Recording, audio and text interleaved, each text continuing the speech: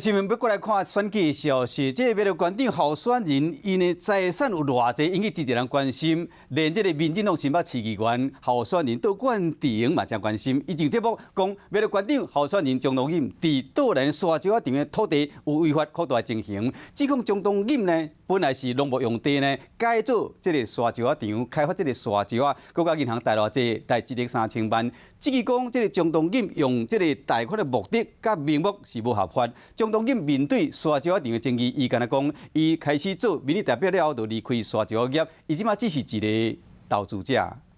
你合法区在左边，你现在去看右边这边这一块，整个已经被破坏殆尽的山林，本来的农牧用地，现在是什么？几十米高的沙石堆在那边。民进党一个新北市议员候选人杜冠廷上节目野了苗栗县议长，也就是县长候选人的张东锦，敢若非法开发伫咧岛南经营的沙石场用地。他先取得了一小块之后，开始往外面延伸，而唯一一小块工厂的取得之后，变成合法的砂石场，往外面扩张，全部都是非法的。杜冠廷去找出2006年的小米比对，讲2002年沙石场的土地范围愈来愈宽，佮指控张东锦2007年时，将沙石场含四周围的农牧地摕去甲银行贷1.3亿，互农牧地真做是违法的沙石场。当时中东锦绝对不可能跟合作金库讲说，我的这一个砂石场加旁边这20几块土地是要做违法砂石场，结果贷给他1亿多元，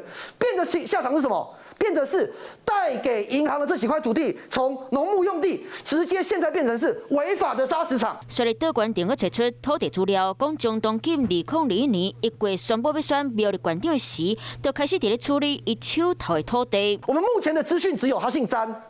同一天3笔土地送给他，到了7月的时候卖给同一位詹先生，是不是就是你这一个砂石场的股东？你是不是为了要规避你要选举了，所以把它处理掉？针对这个指控，张东锦讲，伊做民意代表，都已经无伫咧管沙石业的代志。没有人叫做违法经营了，况且我离开砂石界也很多年了，我从当民意代表我就做专业的民意代表，我只是一个投资者。张东锦无伫咧行党纪，坚持参选苗栗县长，而伊的财产含沙石事业，嘛对选举日慢慢铺上台面，成做选民关注的焦点。华视新闻看起来，赶快订阅我们的华视新闻 YouTube 频道，欢迎按赞、订阅、开启小铃铛，最新最及时的资讯要提供给你。